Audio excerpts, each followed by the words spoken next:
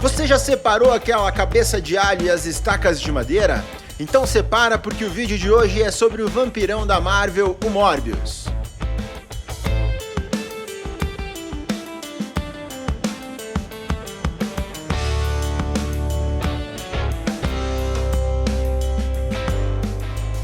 Fala galera, beleza? Então, o mais novo lançamento do UCM é o filme Morbius. Você já conhece esse personagem? Bom, ele apareceu pela primeira vez nos quadrinhos lá no ano de 1971, na HQ Amazing Spider-Man, edição 101. Mas a sua história em si só foi contada na edição seguinte, Amazing Spider-Man, edição 102. E ele já teve também seu nome nos títulos dos quadrinhos mais que uma vez. E assim, galera, ele não é um vampirão dos tradicionais, assim, daquele que foi mordido no pescoço e tal, e nem tem relação com forças malignas ou algo do tipo. Na verdade, a história dele é bem diferente. Bora conhecer mais sobre esse personagem? História.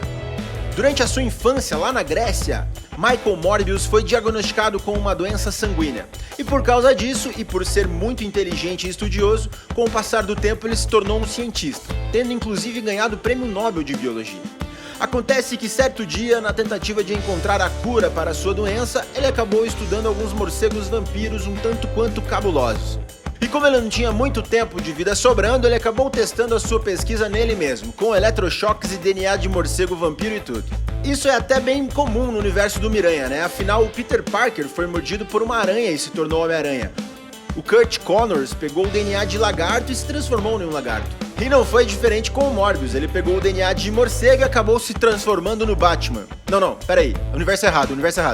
Ele se tornou num vampiro, o vampirão da Marvel. No experimento realizado por Morbius, o resultado não saiu como esperado. Embora ele tenha sido curado da sua doença, ele teve toda a sua estrutura celular alterada e foi transformado em um pseudo-vampiro, vulnerável à luz e com aparência deformada. Naquele momento, Morbius atacou o seu ajudante e melhor amigo na época, o Emil Nichols, pois na hora ele estava sendo movido por seus instintos e pela sua sede de sangue. No final ele acaba se arrependendo do que fez, mas já era tarde demais. Morbius luta constantemente com a sua necessidade de se alimentar de sangue, e ao mesmo tempo ele tenta combater a injustiça, um pouco dúbio isso, né? Vilão ou anti-herói? Embora ele seja comumente conhecido como um vilão do Homem-Aranha, o Morbius é tanto um herói quanto um vilão nos quadrinhos da Marvel. A verdade é que o vampiro Morbius agradou tanto os fãs, e de vilão ele foi se tornando aos poucos um anti-herói da Marvel. Ele já interagiu com uma par de gente, galera, com o Tocha Humana e com aparições constantes nas publicações dos X-Men.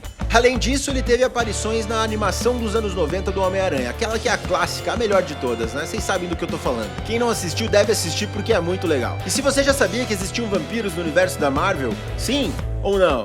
E se você quer saber mais sobre outros vampiros desse universo, comenta aqui que a gente vai fazer um vídeo só sobre isso. E só uma palhinha aí, galera, a gente tem Blade na parada, hein? Blade também é da Marvel. Poderes e habilidades. Além de se tornar uma criatura pseudo-vampírica após o seu experimento, Morbius adquiriu o fator de cura, presas afiadas e habilidades super-humanas como força, reflexos e agilidade. Se não bastasse isso, ele também pode usar hipnose e um sonar e pode planar no ar. E é claro, aquela habilidade que não poderia faltar num vampiro que se preze é a habilidade de transformar pessoas em vampiros com uma simples mordida. Ele é imune a muitas fraquezas de vampiros, aqueles que a gente já conhece, os tradicionais, já que ele se transformou em um vampiro de forma científica e não mística. Por isso ele não é afetado por crucifixos, estacas de madeira, prata ou artigos religiosos. E ele também não morre ao entrar em contato direto com o sol, apesar de ser sensível à luz do sol. Ele sente muito incômodo, mas não é letal para o vilão. Encontro com o Miranha. Como foi dito, Morbius nasceu e viveu por muitos anos na Grécia, mas em determinado momento ele é resgatado por um grupo de marinheiros. Ocorre que ele acaba matando toda a tripulação por causa da sua sede incontrolável de sangue. Após se alimentar de toda a tripulação, ele desembarca nos Estados Unidos e chega a uma casa no pântano. O que ele não sabia é que aquele local era um dos laboratórios do Dr. Kurt Connors, o lagarto do universo do Homem-Aranha. E quem ele encontra lá, galera? O Homem-Aranha. Coincidência? Eu acho que eles tiveram uma ajudinha do roteiro pra se encontrarem, tá certo? E nessa saga, o Homem-Aranha estava no laboratório do Connors porque ele estava tentando reverter um processo que havia dado 6 braços para ele. E ao ver o cabeça de teia, Morbius ataca o teioso. Mas essa luta acaba sendo interrompida pelo Dr. Connors, que se transforma no lagarto. Nessa hora, Morbius morde o lagarto e acaba escapando. E é nesse momento que o Dr. Kurt Connors é transformado parcialmente de volta ao normal. Isso levou o Miranha e o Lagarto a procurar novamente Morbius, pois o sangue dele poderia ser a cura para a condição dos dois. História vai, história vem, eles conseguem extrair o sangue de Morbius e curar o Lagarto, e também deixar o Homem-Aranha apenas com 2 braços novamente. Falando em Homem-Aranha, na semana passada, só lembrando aqui, a gente fez um vídeo com as 3 batalhas mais épicas do Teioso. Clica aqui no card que vai aparecer em algum lugar da tela para você conferir. Inimigos. Mas o Homem-Aranha não é o único inimigo do Morbius. Na verdade, ele possui vários inimigos. Além do Teioso, Morbius faz vários outros inimigos no decorrer da sua história. Pois, como já foi dito, ele não é um vilão, ele é um anti-herói e luta contra a injustiça. Alguns dos inimigos que a gente pode citar aqui do Morbius são o Blackout, que é um meio-demônio que possui como uma das habilidades mais poderosas o poder de extinguir qualquer fonte de luz, lançando naquele local uma escuridão total e permitindo que ele explore a sua visão noturna superior. Temos também Vic Slaughter. Ele se intitula como o primeiro filho de Morbius. Vic foi mordido e acabou se tornando um vampiro. Outros inimigos de Morbius que a gente pode citar por aqui são o Balisco, o próprio Blade, a Mary Laveau, o Pesadelo e Lilith. Galera, vocês estão gostando até aqui?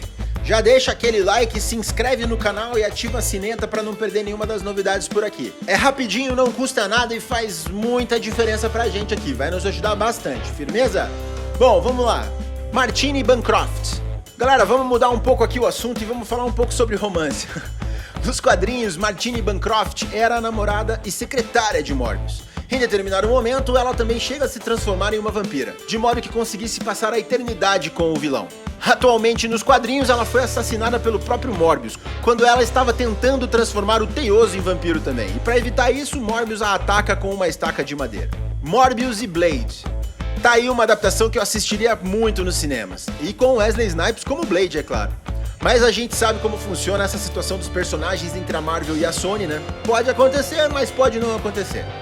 A maioria de vocês conhecem o Blade, né? Lá em 1998 foi lançado o primeiro filme de Blade e fez muito sucesso na época. Blade é meio humano, meio vampiro, ele é conhecido como Daywalker, aquele que anda de dia, né? Pois ele consegue andar na luz do sol sem problema algum. E embora ele tenha todas as habilidades de vampiro, ele não tem todas as suas fraquezas e consegue controlar a sua sede de sangue com um soro. Em determinado momento das HQs, ele se junta ao Homem-Aranha para caçar Morbius. Nesse momento, o Blade acaba sendo mordido pelo próprio Morbius, e o que fez com que ele se transformasse no Daywalker, que, como eu já falei, é essencialmente aquele vampiro que pode andar na luz do sol. O único problema é que depois disso, ele passou a ter muito mais sede de sangue. E esse é um dos motivos que fez ele ser inimigo e sentir muita raiva do Morbius. Lembrando que essa origem do Blade nos quadrinhos é diferente da mostrada no filme. Qual você gosta mais? Outras aparições. O Morbius ele já fez parte do grupo Legião dos Monstros. Esse grupo era liderado pelo Lobisomem e tinha como membros o Morbius, o Motoqueiro Fantasma, a Múmia Viva, o Homem-Coisa e alguns outros por aí. Além disso, ele também fez parte da equipe chamada Os Filhos da Meia-Noite, cuja origem foi contada lá no crossover Rise of the Midnight Suns em 1992, que também tinha Blade, alguns feiticeiros do Darkhold, o Motoqueiro Fantasma e outros espíritos de vingança. E esse crossover ele aconteceu paralelamente na nova e curta série solo do Morbius, The Living Vampire, em que os novos poderes do personagem são apresentados, como a capacidade da hipnose que a gente comentou lá no começo do vídeo. Galera, tem mais uma porrada de curiosidades sobre o Morbius por aqui, mas como o filme está sendo lançado no cinema agora por esses dias, a gente quis trazer uma geral sobre a história do personagem para você não ir despreparado ao cinema, firmeza? Agora conta pra gente aqui nos comentários se você já assistiu Morbius, se você ainda vai assistir e como tá o hype pra mais esta obra do MCU, firmeza? E se vocês curtirem esse conteúdo, avisa que a gente faz uma resenha total sobre o filme e as nossas percepções sobre como isso se encaixa no universo da Marvel, beleza? Por hoje foi isso, um abraço e fui!